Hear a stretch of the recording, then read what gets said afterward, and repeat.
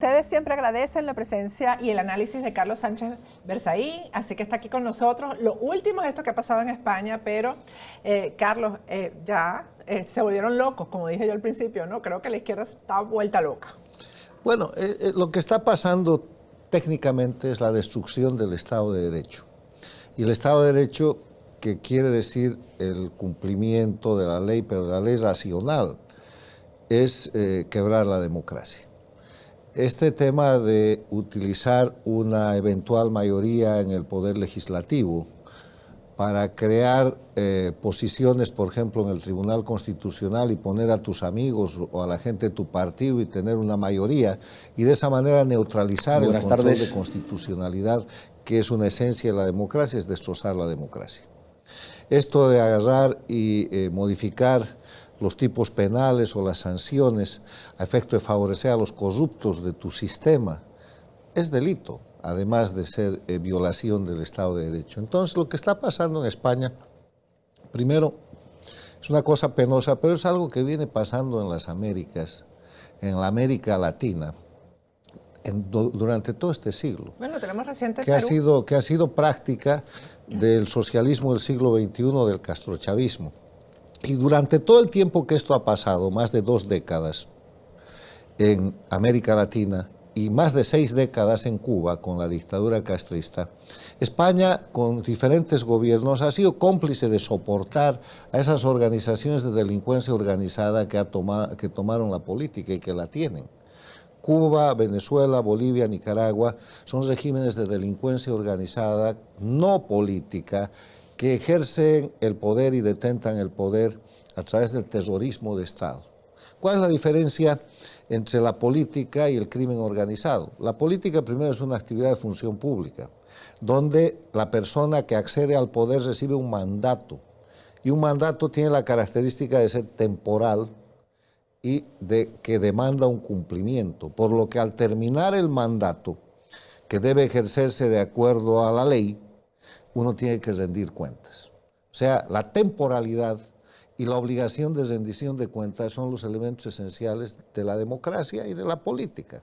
En cambio, en dictadura, toman el poder por siempre y para mantenerse en el poder cometen toda clase de crímenes, desde los atentados contra la libertad, violaciones de derechos humanos, tortura, crímenes de lesa humanidad, hasta el narcotráfico, pasando por la trata de personas, y todo esto lo vemos todos los días, y para hacer eso necesitan impunidad. Entonces ajustan un sistema que llaman legal al manejo del crimen organizado. 64 años en Cuba, en este próximo 1 de enero, 23 años en Venezuela, en Bolivia desde el 2006, en Nicaragua desde el 2007, y Europa y España de lo más tranquilos, haciendo inversiones en Cuba, haciendo negocios con Chávez, vendiéndole armamento, haciendo operar su sistema bancario, sus empresas petroleras y de otro tipo.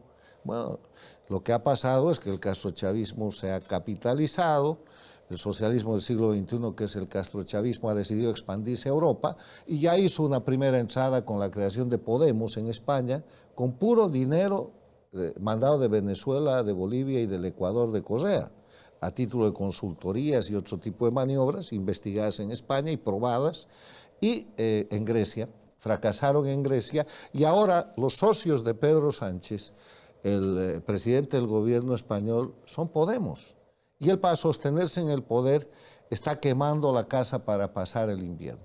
La diferencia entre un gobernante que está dispuesto a retener el poder el mayor tiempo posible a toda costa, que parece ser la situación de Pedro Sánchez, y un estadista, es que el estadista está pensando en el respeto del sistema, en la vigencia de la ley racional, y está pensando en la próxima generación.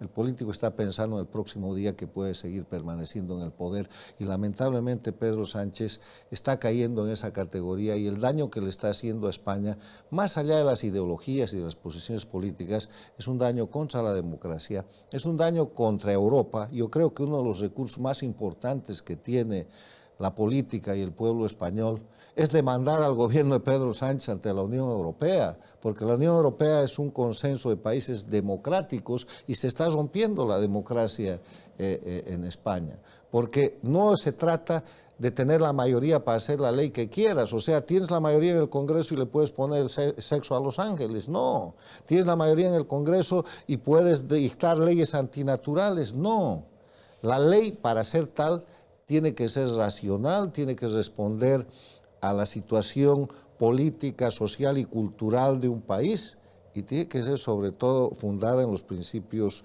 de la racionalidad humanística que le ha tomado miles de años al ser humano llegar ahí. Entonces, lo que está pasando de nuevo en España es una tragedia para España, pero al propio tiempo es un gran desafío. Yo no creo que Pedro Sánchez va a ir demasiado lejos con esa situación. Hay una cantidad de recursos para defender y ahí está también la cobertura de la Unión Europea, pero la gran lección aquí es que cuando ves incendiarse la pradera tienes que ayudar a apagar el incendio. Los europeos, España sobre todo, han alentado lo que llaman izquierda latinoamericana, que no es izquierda, es crimen organizado. Y ahora el crimen organizado se les ha metido dentro de la casa y están viendo qué difícil había sido. Es así como han liquidado y han sometido a terrorismo de Estado y lo someten aún a los pueblos de Cuba, de Venezuela, de Bolivia, de Nicaragua. Por eso Venezuela tiene 7 millones de migrantes que llaman diáspora. Por eso Cuba en 64 años ha expulsado a más de la mitad de su población y la sigue expulsando. Y por eso están las cosas como están. Por eso en Cuba hay 1.050 y tantos presos políticos. En Venezuela cerca de 400, en Nicaragua 260, en Bolivia 182.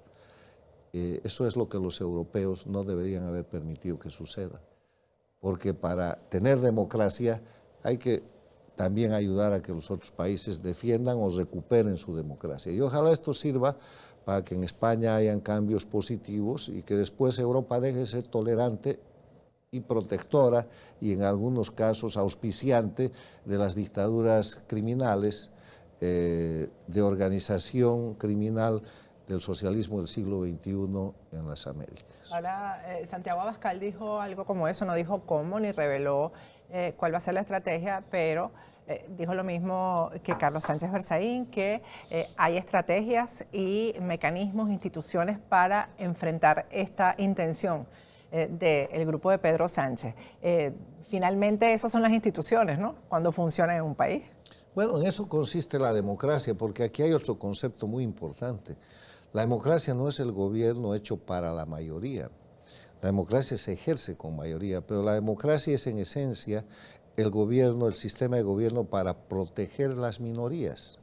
Porque como la democracia está fundada en el Estado de Derecho, ese Estado de Derecho garantiza que las minorías no sean abusadas por la mayoría que puede inventar cualquier cosa. Mañana la mayoría hace una ley y dice, ¿saben qué? La casa de todos y la propiedad y no sé qué de la gente que no forma parte de esta mayoría se convierte en dominio público. No lo pueden hacer. O atentar contra la libertad. Bueno, para eso están las normas, ¿no? Hay unas las constituciones. Eso se llama Estado de Derecho. Exacto. ¿Ya? Entonces, en democracia lo que tú tienes que hacer es cumplir el Estado de Derecho, no lo puedes alterar. Y por eso, de nuevo, el concepto fundamental de la democracia como estructura, como filosofía, es que no es el gobierno de las mayorías, es el gobierno para proteger las minorías en base al cumplimiento de la ley. Y qué pena que esto esté pasando de nuevo en España, pero bueno, si juegas con fuego puedes quemar tu casa, y España que ha jugado por demasiado tiempo en diferentes gobiernos con fuego. Son los principales sostenedores de las inversiones en la dictadura de Cuba, sin importarles lo que sean los derechos humanos o el Estado de Derecho que no existe en ese país. Los más grandes negocios en el tiempo de Chávez se han hecho con el gobierno español, y hoy día mismo un ex presidente del gobierno español, Zapatero, del mismo partido que el de Pedro Sánchez, es el principal vocero, lobista y agitador a favor de estos regímenes de crimen organizado. Entonces, ¿qué pueden esperar? No, y los recursos y el dinero de estos enchufados y corruptos están ahí bien guardaditos en España, no los revisan. nadie El se Pollo altera. Carvajal sigue esperando que el sistema español permita su extradición a los Estados Unidos, Así entre es. otros. El tema en Perú, que parece que se están volteando las cosas ahora otra vez a favor de esta gente con la sacada a la calle, pues, del supuesto pueblo que no quiere la salida de Pedro Castillo. A ver, lo que estamos viendo en el Perú con la agitación social es nomás la repetición de todos los procedimientos de conspiración que se han dado en este siglo. En el 2003 pasó eso en Bolivia, derrocaron a Sánchez Lozada. Antes de eso pasó eso en la Argentina y derrocaron al presidente argentino. Pasó eso cuando Yamil Maguad hizo la dolarización y lo derrocaron. Después de eso, en tiempos más recientes, en el 2019 quisieron derrocar a Lenín Moreno en Ecuador y él tuvo inclusive que trasladar su presidencia de Quito a Guayaquil, pero no lo derrocaron. Después se produjo una gran movilización contra Duque en Colombia, el 2020. El 2019 se produjo la gran movilización en Chile, del mismo tipo que llevó al presidente Piñera a ser una constituyente, que ha sido rechazada el pasado 4 de septiembre. O sea, es la metodología del sistema dictatorial de la región, de nuevo el castrochavismo, dirigido por Cuba, integrado por Venezuela, Bolivia y Nicaragua, y sostenido por gobiernos paradictatoriales que ahora han hecho su aparición estelar. Los gobiernos paradictatoriales son gobiernos en países democráticos que están al servicio de las dictaduras del castrochavismo. México con López Obrador, Argentina con Fernández y la señora Kirchner, y ahora Colombia con Petro. Se ha vuelto un gobierno son paradictatoriales porque no se han declarado dictadores. No pueden ser dictadores, son paradictatoriales. Para quiere decir al servicio de. Al servicio de. Pues. Toda su política exterior está al servicio de las dictaduras. Lo primero que hacen es llegar y reconocer a Maduro. Lo segundo que hacen es ignorar todas las violaciones de derechos humanos, los crímenes y los narcoestados que son Cuba, Venezuela, Bolivia y Nicaragua. Y mantienen relaciones con ellos como si nada pasara. ¿Por qué? Porque en los estados el presidente es el jefe de la política exterior. Pero cuando ya empiezan a querer hacer cosas que tienen presencia parlamentaria, no la pueden hacer, porque son gobiernos de minoría. Entonces son gobiernos paradictatoriales porque han puesto sobre todo su política exterior y muchos de los recursos económicos al servicio de las dictaduras. Les regalan dinero por cualquier cosa a Cuba. México recibe médicos esclavos, trata de personas en el siglo XXI que gente trabaja, cubanos, y el gobierno, la dictadura cubana cobra y esta gente lo único que tiene es su familia de rehén y sus documentos retenidos. Y eso es una denuncia en las Naciones Unidas, juicios, gente que ha servido así en el primer gobierno de Lula bajo el sistema esclavista de los médicos esclavos cubanos, ha logrado escapar de eso porque cesó eso con el cambio de gobierno y vive aquí en Estados Unidos y ha dado testimonio de eso y tiene demandas en Washington. Entonces, ¿de qué estamos hablando? Estamos hablando de que en el Perú la violencia que se ve hoy día no es sino la repetición de la metodología con la que opera el socialismo del siglo XXI a través del Foro de Sao Paulo, en lo operativo, donde están integradas las FARC, el ELN, y son grupos de agitación y de sedición que se trasladan de país a país. Yo te aseguro que los mismos expertos que han operado en el Ecuador contra Lenín Moreno, que después han agitado Chile y que han estado en Colombia, están ahora en el Perú, y que movilizan a la gente y que además muestran una capacidad de gasto económico extraordinaria. Las fotos de la situación del Perú y los videos están mostrando una capacidad logística, buses, camionetas. Esa gente que es movilizada necesita alimento, necesita soporte de avituallamiento y una serie de cosas. ¿Y quién paga eso? Claro. Bueno, entonces eso es un proceso de conspiración. Pero lo importante para hablar del Perú, además de hablar de esto que es el síntoma, hay que hablar de la causa. La causa es que el 7 de diciembre pasado, y ese debería ser un video que ustedes pongan para que la gente sepa de qué se trató, en un discurso de 9 minutos y 57 segundos, pero sobre todo en los últimos 2 o 3 minutos, el presidente constitucional del Perú en ese momento, Pedro Castillo, ordenó el cierre del Congreso, el cierre del Poder Judicial, la supresión del Tribunal Constitucional, la anulación de la Fiscalía General de la República insultó a la prensa diciendo que era una prensa mercenaria y dispuso su control. Dijo que iba a gobernar por decretos leyes y estableció un periodo especial para llevar adelante un proceso constituyente y se declaró dictador. Sí. Entonces, pero además con las manos temblándole. Eso que hizo él es un golpe de Estado. Claro. El artículo 45 de la Constitución del Perú establece que quien se atribuye a los derechos del pueblo comete delito de sedición. ¿Por qué? Porque ellos han tenido la experiencia del cierre del Congreso en la década del 90 con el presidente Fujimori.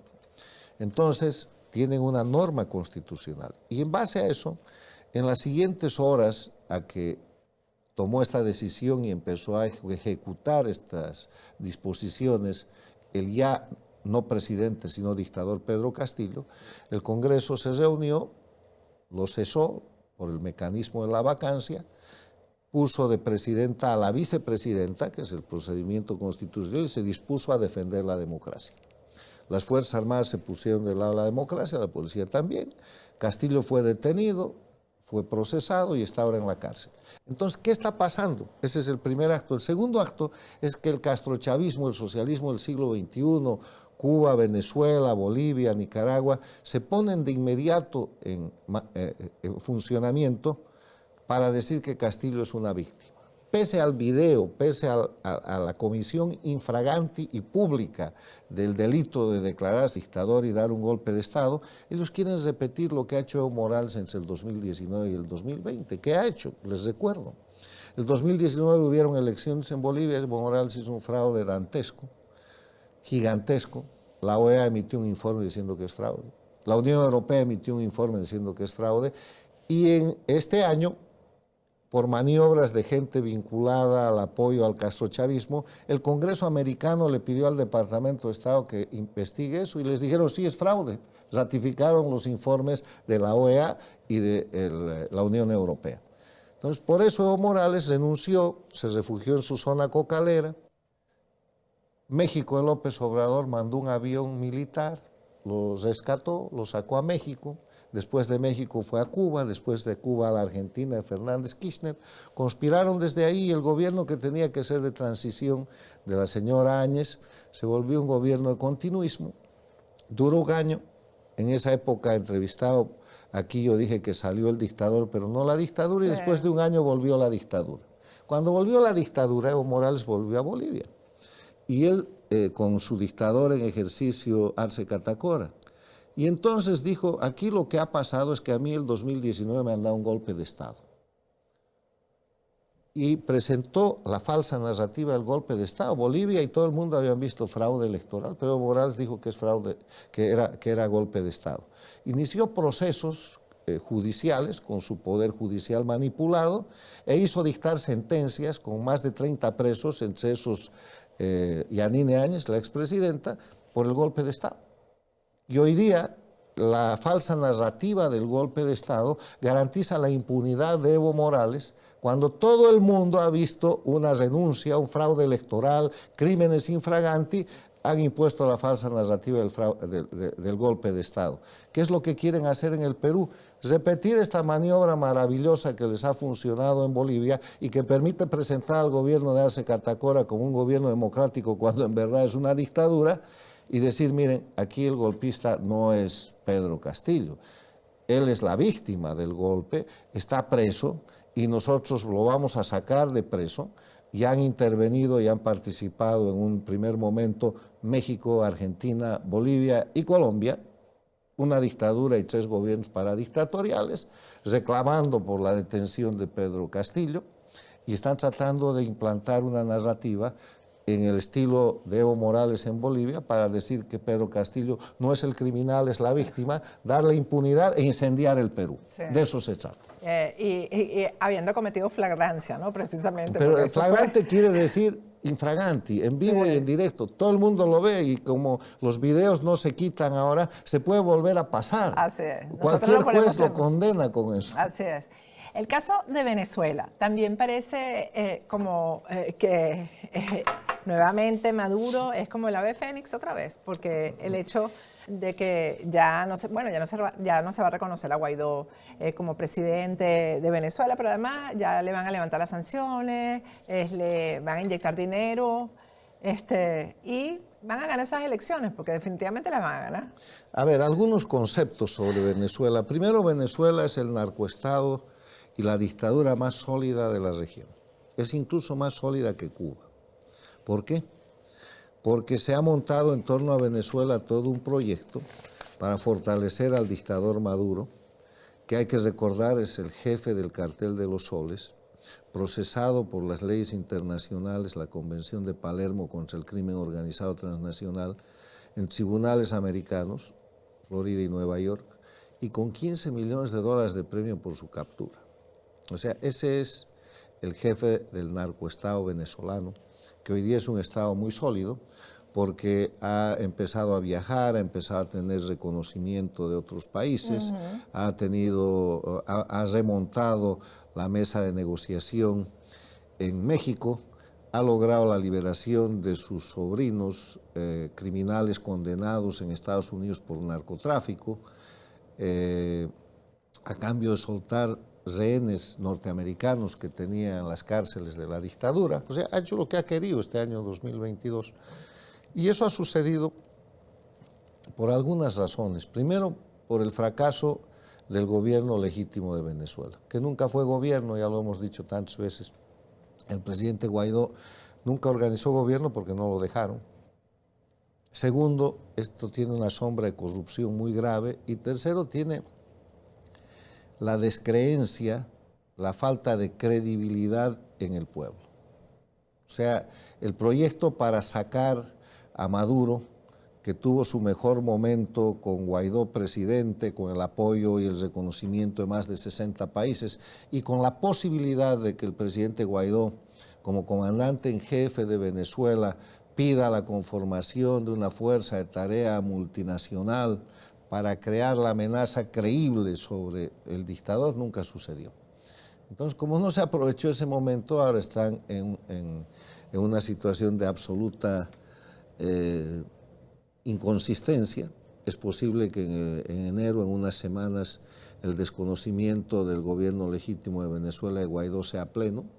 Después vendrán los escándalos de corrupción y asunto terminado.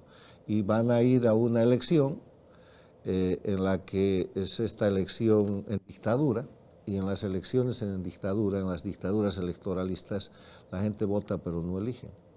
Porque no puede haber elección con presos políticos, con torturados, con exiliados políticos, pero sobre todo en un sistema criminal donde el poder del Estado está en manos de un grupo de individuos que, además de estar acusados como ser miembros del cartel de los soles, están acusados en la otra mano, en la Fiscalía, en base al Estatuto de Roma, de crímenes de lesa humanidad, porque han hecho de todo. En la Corte Penal Internacional eso Sí. está bien avanzado. Y mientras tanto, están entregando Venezuela a quien pueden, rusos, sirios, chinos, iraníes.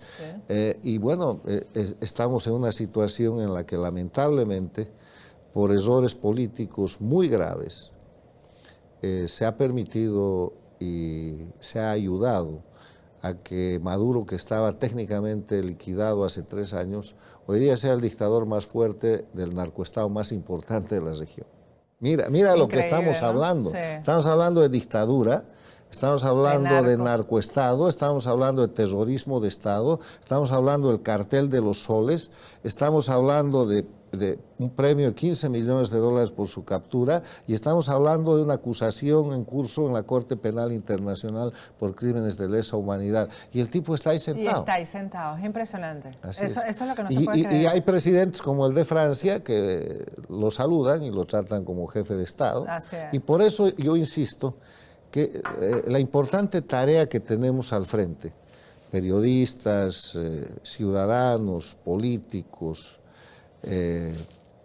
toda la gente que cree que la libertad y la democracia son fundamentales para vivir en paz, es separar la política del crimen organizado.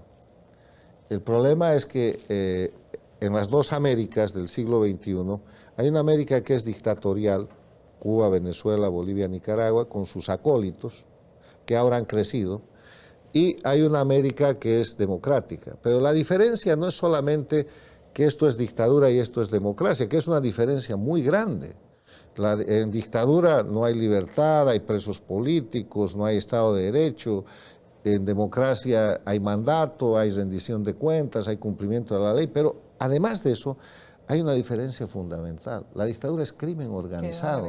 En la dictadura no se trata del delito, se trata de que los delincuentes han tomado el poder político y países como Cuba, Venezuela, Bolivia y Nicaragua están en manos de criminales. Entonces esos criminales no pueden merecer el mismo reconocimiento que los jefes de Estado, embajadores, políticos en función pública de países democráticos que tienen que cumplir la ley, que tienen que respetar los derechos humanos y que tienen que rendir cuentas. Sí, pero que además harían bien en recordar que su obligación internacional, en vez de estar dándole la mano a este grupo de criminales, es denunciarlos y es aplicar las leyes internacionales para cesar las dictaduras, porque las dictaduras se pueden cesar sin violencia. Con la mitad de las sanciones que se han impuesto este año a Rusia por la invasión a Ucrania, acaba la dictadura en Venezuela. Pero en vez de eso, le están levantando sanciones, le están comprando un petróleo que no tiene para entregar, le están intercambiando gente que él secuestra y tortura y encarcela ilegalmente por criminales condenados con prueba plena por delitos de narcotráfico y le están dando un espacio internacional de reconocimiento. Entonces, esto es lo que hay que analizar y hay que romper, porque en la medida en que los criminales puedan detentar el poder político y de esa manera transformarse en actores políticos, el mundo está terminado. ¡Wow! ¡Qué panorama tan oscuro! No, no es oscuro, porque sabemos lo que hay que hacer. Y yo quiero decir que el momento más oscuro de la noche es el que precede al amanecer. Es verdad. Y que aunque en política siempre hay para peor, porque no hay fondo. Cuando hay crisis política no hay fondo, siempre se puede ir peor. Entonces, yo creo que esta situación de aparente fortaleza de las dictaduras es simplemente un barniz muy, muy frágil, porque Venezuela y Cuba no tienen economía, son países en crisis humanitaria. No tienen... Bolivia y Nicaragua tampoco tienen economía. Bolivia ha superado el 100% de deuda de su Producto Interno Bruto, lo mismo que Nicaragua. Estos 4 países que son las dictaduras no tienen apoyo popular. El apoyo popular a Díaz-Canel no llega al 10%. El apoyo popular real de Maduro y su banda no llega al 15%.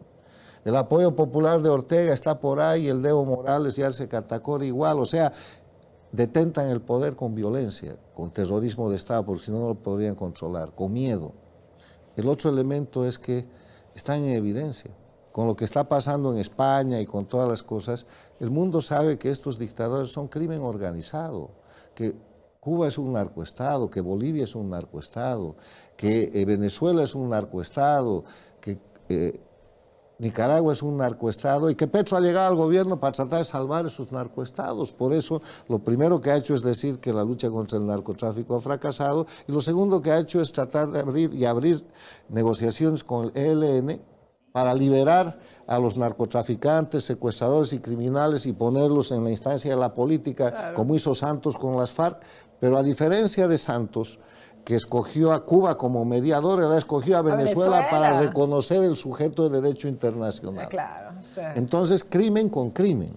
De eso se trata, separar la política, separar la ley, separar los principios de lo que es el crimen organizado, porque si no, el crimen organizado va a permanecer detentando el poder y aquí estamos viendo cumplido el sueño del narcotraficante colombiano. ¿De Pablo Escobar? Sí, que tenía el sueño de controlar senadores y diputados para que no lo metan a la cárcel y no lo extraditen, pero estos han ido más allá y controlan países enteros. El gran sueño, exactamente. La gran fantasía. Gracias, Carlos Sánchez Berzaín. Bueno, siempre agradecidos por el esfuerzo que hacen en venir para acá y hacernos estos análisis. Espero que el año que viene pues, nos visite con más frecuencia. No, el año que viene va a ser mejor. Amén. Y deseo a todos felices fiestas.